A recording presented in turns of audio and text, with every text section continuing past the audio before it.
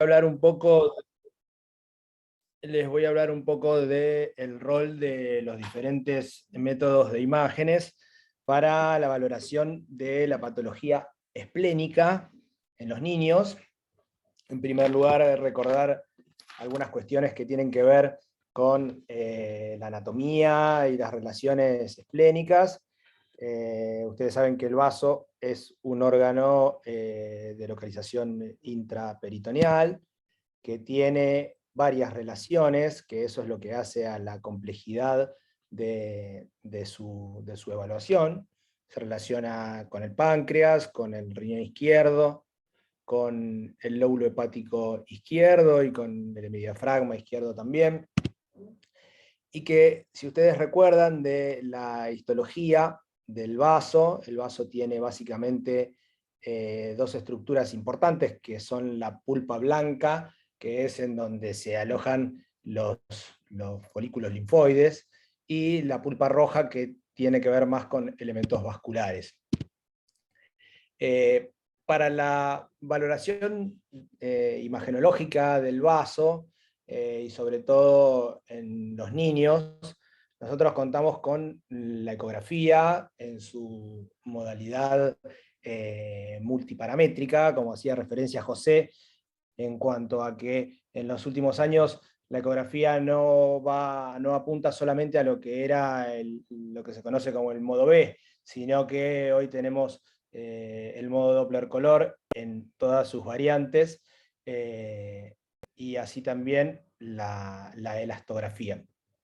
Siempre considerar que en los niños la no radiación, digamos, que es una de las características más grandes y más fuertes que tiene la ecografía, debe ser considerada. Nosotros, los que hacemos radiología pediátrica, y esto es un poco para los pediatras que están en el auditorio, somos en nuestra gran mayoría muy fundamentalistas de la radioprotección. Esto es algo que me parece importante transmitírselos en este ámbito, porque ustedes como pediatras son los que hacen los pedidos de los estudios, y a veces hay ciertas muletillas a la hora de hacer un pedido, por ejemplo, de una tomografía, en donde suele pedirse como tomografía de abdomen sin y con contraste, en donde hoy por hoy, como vamos a ver más adelante, la tomografía sin contraste y sobre todo de abdomen prácticamente no se utiliza, y nosotros hacemos en general tomografías con contraste endovenoso, y vamos a ver con algunos ejemplos los tiempos de adquisición de ese contraste. Pero bueno, la tomografía, por supuesto, tiene algunas ventajas respecto de la ecografía, por supuesto, que, por ejemplo, permite caracterizar mejor las lesiones esplénicas en el caso del trauma cerrado de abdomen. Como desventaja, que utiliza radiación, y como desventaja también grande es que requiere anestesia, sobre todo en chicos menores de 6 o 7 años. Y la resonancia magnética, en estos últimos años, en donde de a poco en el ámbito pediátrico vamos adquiriendo, digamos, más experiencia, permite caracterizar mejor el comportamiento tisular de las diferentes lesiones, no utiliza radiación ionizante, pero también requiere anestesia, son tiempos más largos y los costos también son mayores. Respecto de las imágenes ecográficas y de la anatomía normal del vaso, vemos que el vaso se localiza en el hipocondrio izquierdo y se relaciona íntimamente con el riñón izquierdo.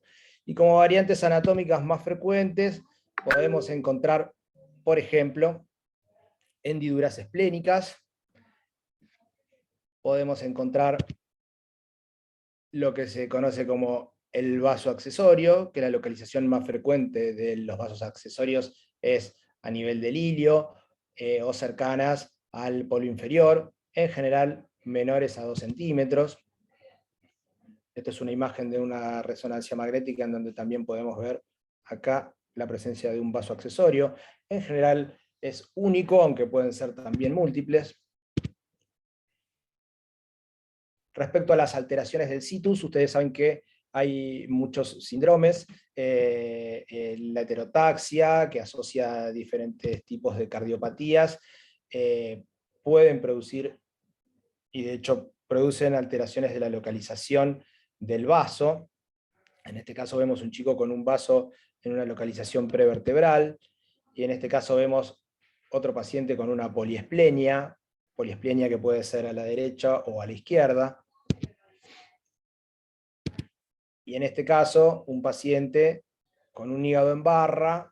Esta es un corte axial de una tomografía sin contraste endovenoso, en donde vemos acá, marcados con las flechas, una poliesplenia a la izquierda. Este seguramente debe ser un levoisomerismo, tiene la cámara gástrica también del lado derecho. Bien, y me pareció interesante plantearles esto con diferentes casos clínicos, con datos clínicos, sobre todo para los pediatras. Este sería uno, es un lactante de 6 meses, con fiebre, de una semana de evolución, sin ningún antecedente perinatológico importante, con vacunas completas y en buen estado general del examen físico, en donde se le palpaba una esplenomegalia de 3 veces de dedo por debajo del reborde costal izquierdo. Se le hizo una ecografía en donde se encontró una esplenomegalia homogénea con un diámetro longitudinal de 8,2 centímetros.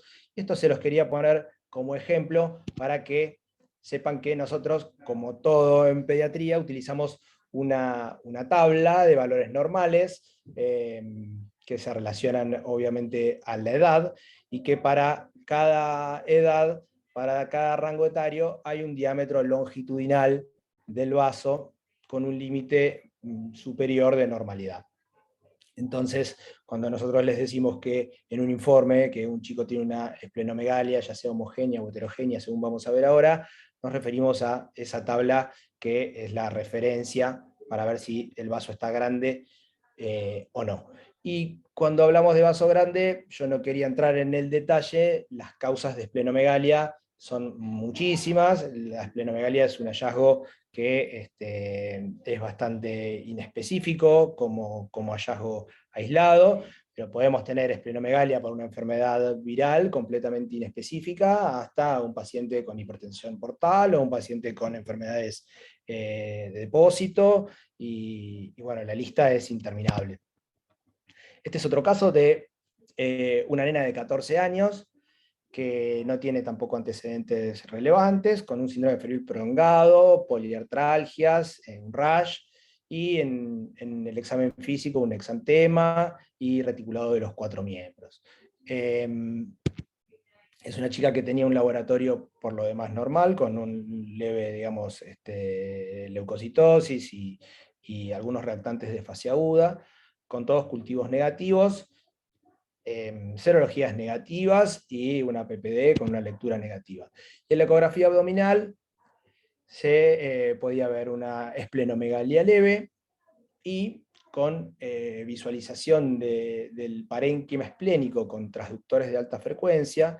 Esto es importante, hago un paréntesis para los pediatras. Nosotros, la ecografía utiliza transductores de baja frecuencia y transductores de mayor frecuencia. Los transductores de mayor frecuencia permiten ver estructuras más superficiales y con mayor detalle.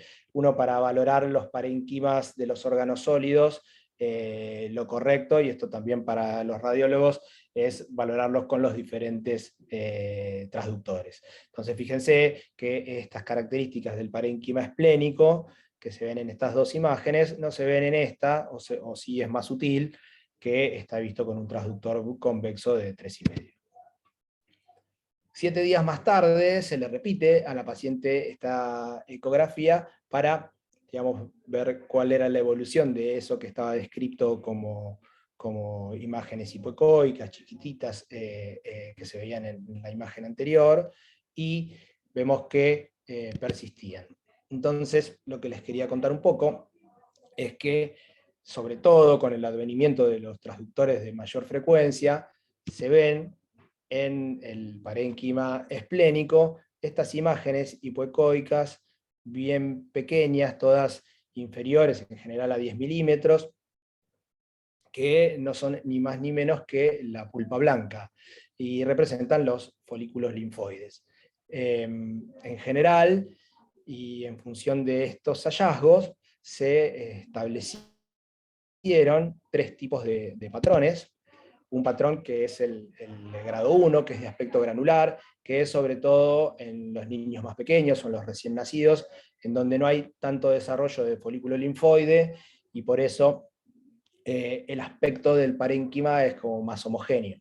Y a medida que los chicos van creciendo y aparece el tejido linfoide y aparecen los folículos linfoides, aparecen, digamos, los patrones de grado 2 y grado 3, que hablan de un aspecto retículo nodular. Esta es la correlación anatomopatológica. Está descrito que la distancia siempre es menor, la distancia entre los folículos linfoides siempre es menor o igual a 2 milímetros. Y también quería comentarles acerca de los patrones normales del vaso en otras modalidades, como puede ser una tomografía computada, en donde esta es una imagen sacada de la literatura. Nosotros hacemos muy pocas tomografías de abdomen sin contraste, como les decía antes. En la fase arterial del contraste, cuando uno adquiere una tomografía que necesita en el abdomen valorar, por ejemplo, la aorta o las arterias renales o la arteria hepática, y hace la adquisición en un tiempo precoz del contraste, que es arterial, va a haber un realce del parénquima esplénico con este aspecto que se denomina aspecto atigrado. Fíjense, acá es mucho más llamativo, pero es el aspecto normal, el patrón normal del vaso en una tomografía con contraste. Y en una fase más tardía, en una fase portal o venosa tardía, se homogeneiza esa opacificación del parénquima esplénico y es muy, muy similar inclusive a la de un parénquima hepático normal. Y estas son excepciones en donde vemos que el parénquima esplénico tiene aún un aspecto atigrado, aún en fases del contraste un poquito más tardías, como puede ser una fase, esta es una fase intermedia, pero puede ser una fase portal o una fase tardía, en los chicos que tienen hipertensión portal por el retardo de la rémora sanguínea dentro del parénquima esplénico, le da un aspecto atigrado aún en fase venosa. Este es un chico trasplantado hepático con un cuadro de hipertensión portal, y este es un chico con una leucemia mieloblástica aguda, con compromiso hepático y también un cuadro de hipertensión portal, en donde ven también que tiene un aspecto atigrado el vaso aún en fase venosa. Y respecto a los patrones normales del vaso en la resonancia magnética, vemos que es predominantemente hipointenso en T1, ligeramente más hipointenso que el parénquima hepático, y que en el T2 el vaso tiene una señal bastante más alta que la del hígado, con la excepción de los neonatos, en donde, como veíamos antes, el tejido, digamos, linfático es todavía inmaduro, y esto hace que en el T2 del neonato el parénquima esplénico tenga una baja señal muy similar a la del hígado. Y a medida que va creciendo y se va desarrollando, el tejido linfático empieza a subir la señal del vaso. Respecto a la resonancia con contraste, vemos que el gadolinio también le da, por las características típicas del realce del vaso, el mismo aspecto atigrado en la fase arterial, que después se homogeneiza en fases venosas del contraste. Otro caso, un chico de 6 años con un síndrome febril de una semana de evolución, con poliadenopatías a predominio del cuello y el miembro superior derecho, con una leve leucocitosis a predominio de neutrófilos, una placa normal y un antecedente de haber estado jugando con un gatito cachorro de un primo, y en la ecografía abdominal el hallazgo de estas pequeñas imágenes nodulares hipoecoicas, que no son ni más ni menos que microabscesos por una enfermedad por arañazo de gato. Y en cuanto a las lesiones hipoecoicas esplénicas, es importante recordarlas o asumirlas como dos grandes grupos, aquellas de origen infeccioso y aquellas de origen tumoral. Como de origen infeccioso, el arañazo de gato es bastante frecuente, la cándida, la tuberculosis, y también menos frecuente, pero que también vemos, son lesiones por distintos agentes bacterianos, ¿no? El estáfilo, que es uno de los más frecuentes, y lamentablemente se ven lesiones esplénicas por el estáfilo de la comunidad. Y en cuanto a las tumorales, el linfoma a la cabeza y las metástasis en otro orden. Respecto a nuestro paciente, bueno, como saben ustedes, la Bartonella gensela es la causante de esas lesiones. Hay un 10% de los pacientes que también suelen tener compromiso hepático. Las lesiones no son patognomónicas, pero bueno, la historia clínica y el poder aislar, digamos, con una serología o aislar el germen, le ponen el sello al diagnóstico. Las lesiones en general revierten solas, sin dejar ninguna secuela, pero en algunos casos pueden calcificarse y dejar esta típica imagen ecogénica con sombra acústica, que es lo que dice que la lesión está calcificada. Otro caso, una nena de 15 años con una aplasia medular, con un síndrome febril prolongado, que le piden una ecografía abdominal para búsqueda de focos profundos, y en donde se encuentran este tipo de lesiones, que son lesiones que uno las podría describir como hipoecoicas, con un centro más ecogénico, dispersas por todo el parénquima esplénico, y que se trata de una lesión fúngica, probablemente cándida. Entonces, vemos que se describen para la cándida en la literatura distintos tipos de patrones de lesión. Un patrón que se describe como un nódulo hipoecoico, ahora vamos a ver las imágenes. Otro que se describe como enojo de buey, con un centro ecogénico, que se parece al de nuestro paciente. Un tercer patrón que se describe como rueda dentro de rueda, y un patrón de nódulo bien ecogénico, como vamos a ver ahora, que a veces es la forma en que evolucionan las lesiones cuando no revierten y se calcifican. Es un patrón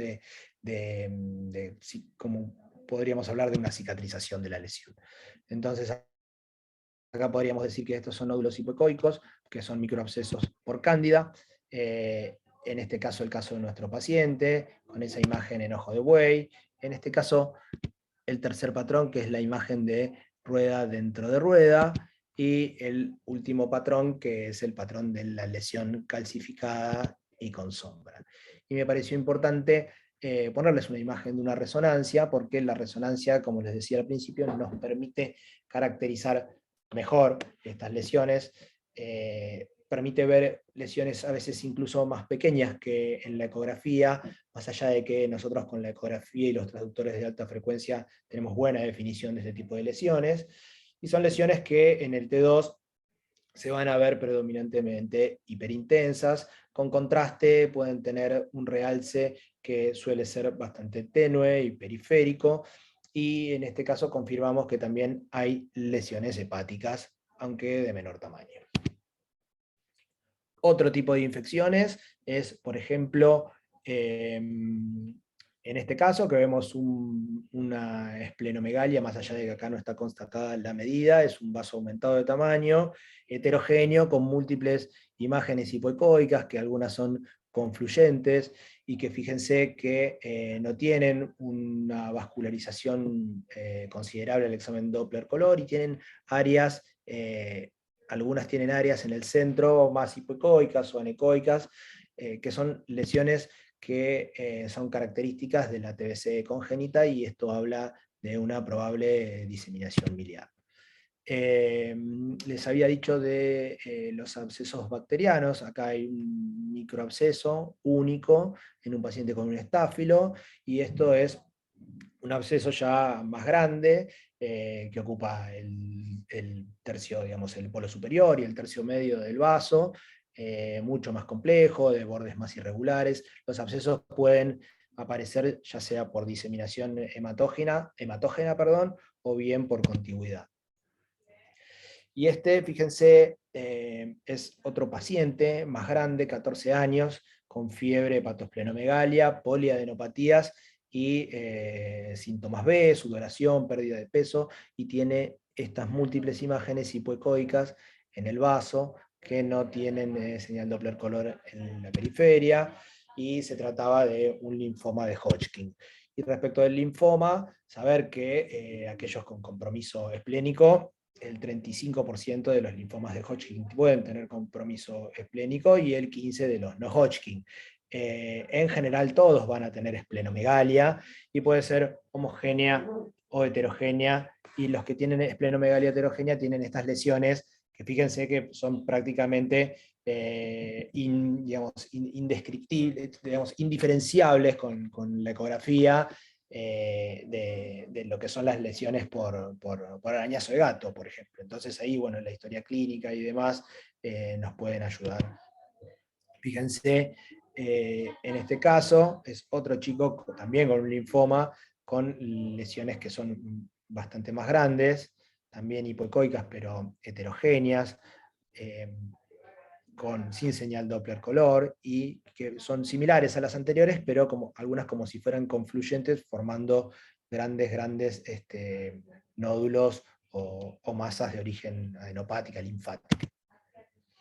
Y en este caso les quería mostrar esto, que es una modalidad que nosotros utilizamos, a veces se llama Panoramic View, y la utilizamos cuando el órgano no nos entra dentro de lo que el transductor puede ver. Entonces uno va desplazando el transductor sobre el abdomen del paciente, y el soft del equipo va reconstruyendo la imagen. Entonces podemos, digamos, graficarla o mostrarla como se ve acá, en donde vemos una esplenomegalia en un chico con una leucemia linfoblástica aguda, una esplenomegalia levemente heterogénea, que nos habla del infiltrado linfocitario en un chico con una leucemia, sin necesidad de que haya alguna imagen nodular o focal, sino como una esplenomegalia sutilmente heterogénea que habla del infiltrado linfocitario. Y en este caso son dos pacientes. Este es un paciente que se vio en el Hospital de Clínicas, que Patricia Arce nos facilitó esta imagen. Es interesante porque son este es un paciente de acá del hospital, este es un paciente del Hospital de Clínicas, son pacientes con hemangiomas esplénicos. Es un tumor primario bastante infrecuente en el vaso, el hemangioma, pero les quería mostrar porque fíjense, este es ecogénico, parece tener menos vascularización al examen Doppler, y este es predominantemente hipoecoico y más vascularizado al examen Doppler color, pero es el mismo diagnóstico. Algunas palabras respecto del trauma esplénico. El trauma esplénico,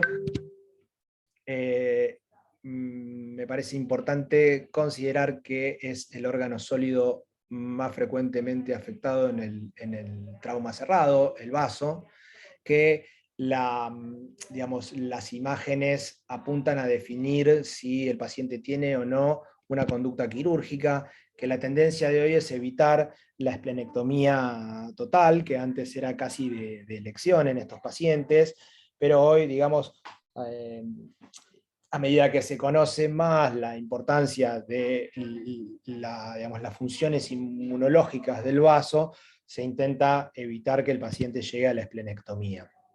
Y digamos, hay una clasificación de la Asociación Americana de Cirugía del Trauma, que clasifica a las distintas lesiones según sea la extensión del hematoma subcapsular, en caso de que se trate de un hematoma subcapsular, la extensión del hematoma intraparenquimatoso, en el caso de que sea un hematoma intraparenquimatoso por una contusión, y digamos, la existencia o no de una lesión vascular que condicione un trauma, digamos, una isquemia, un infarto esplénico.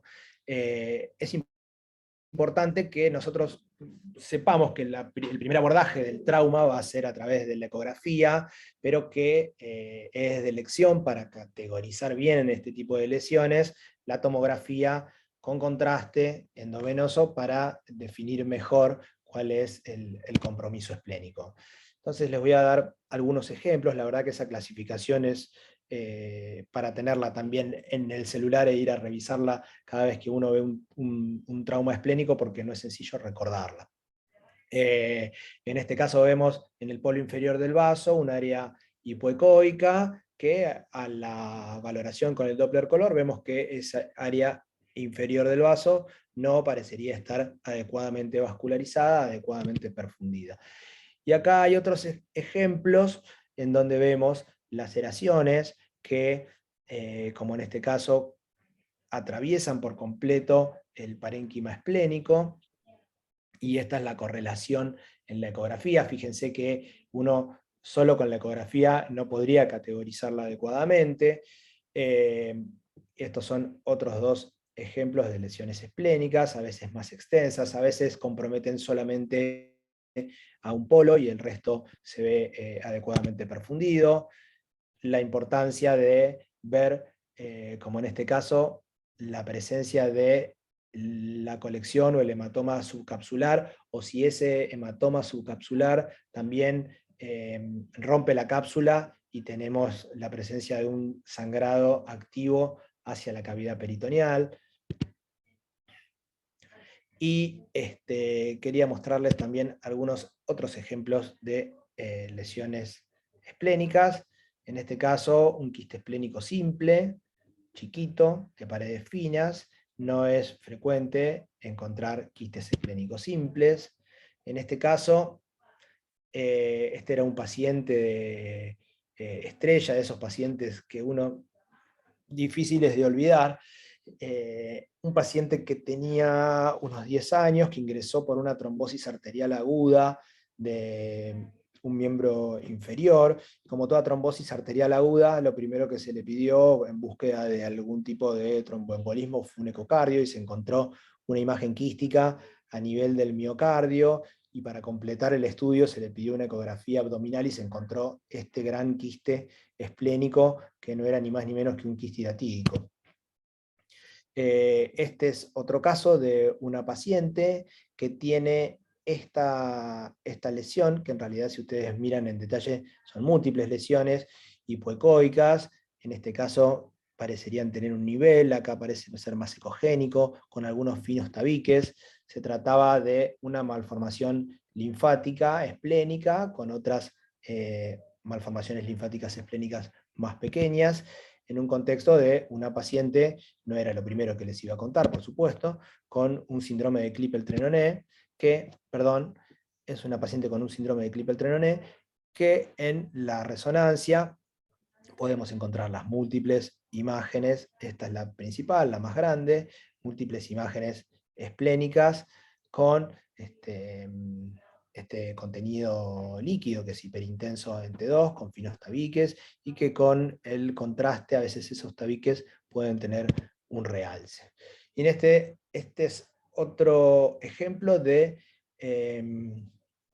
un paciente de unos 11 años que consultó por una masa muy voluminosa, palpable en el hipocondrio izquierdo, en donde en la ecografía se veía esta formación que es de aspecto quístico, lo confirmamos por el refuerzo acústico, que tenía un contorno con microcalcificaciones, y que se trataba de un quiste epidermoide. El quiste epidermoide en la resonancia se ve espontáneamente hiperintenso en el T2, y en las secuencias con supresión cae mucho la señal adentro del quiste porque habla de su contenido. Otro caso, un varón de 13 años con dolor abdominal súbito, viene a la guardia, 2 de la mañana, y en la ecografía se encuentra una formación hipoecoica centroabdominal, en relación al epigastrio, ahí, o prepancreática. Acá se ve el páncreas y acá se ve esta lesión, con una ecografía que, más allá del dolor, era por lo demás normal. El vaso era ortotópico y tenía características ecográficas normales. Esta es una foto del riñón izquierdo, ahora les voy a explicar por qué está acá esta foto, pero fíjense que es una lesión que nos daba dudas, no sabíamos de qué se trataba, se internó con una sospecha de un tumor pancreático, o qué podrá tener, y al día siguiente lo volvimos a ver para definir bien qué pasaba. Uno a la mañana siempre está un poco más lúcido y lo puede ver con alguien más. Vino a la mañana y esta imagen a la mañana ya no estaba más. Y en relación al polo inferior del vaso tenía esta estructura, que es un vaso accesorio más grande que lo normal, que tiene un pedículo vascular largo, ¿sí? Que acá lo vemos que es más corto y acá es más largo, en distintos tiempos, y se trataba de un vaso accesorio que se torsionaba y se detorsionaba. Por eso, esta imagen que pusimos acá, para ver que en el momento en que le hicimos esta ecografía, que fue la ecografía del ingreso, esta imagen que al día siguiente estaba, en ese momento no estaba. Y eso fue el cuadro abdominal agudo del paciente. Obviamente que esto hubo que resecarlo para que el paciente no vuelva a tener ninguno de estos episodios. Entonces, como conclusión, considerar siempre la ecografía como primer método para la evaluación del vaso, sobre todo en el paciente pediátrico, por todas las ventajas que hablamos acerca de la ecografía. Considerar que la tomografía es de elección para la mejor categorización de las lesiones esplénicas en los pacientes con trauma cerrado. Recordar que la resonancia permite caracterizar las lesiones de acuerdo al comportamiento de cada una de ellas en las diferentes secuencias. Y siempre considerar las características de cada método para su correcta elección. No es lo mismo hacer una tomografía o una resonancia si el paciente requiere o no requiere anestesia. Recuerden también la necesidad del contraste para ambos estudios, y la necesidad de anestesia, sobre todo en los pacientes más chiquitos. Nada de eso es gratis. Nosotros, repito, somos bastante cargosos o bastante fundamentalistas de la radioprotección y del cuidado de los pacientes, o sea que siempre es importante consensuarlo, conversarlo y pedir asesoramiento a la hora de solicitar un método de imágenes. Y recordar siempre que como diagnóstico diferencial de las enfermedades del vaso, existen las enfermedades del vaso. Así que, bueno, nada más por hoy. Muchas gracias y hasta la próxima. Me estoy riendo de Muy bien.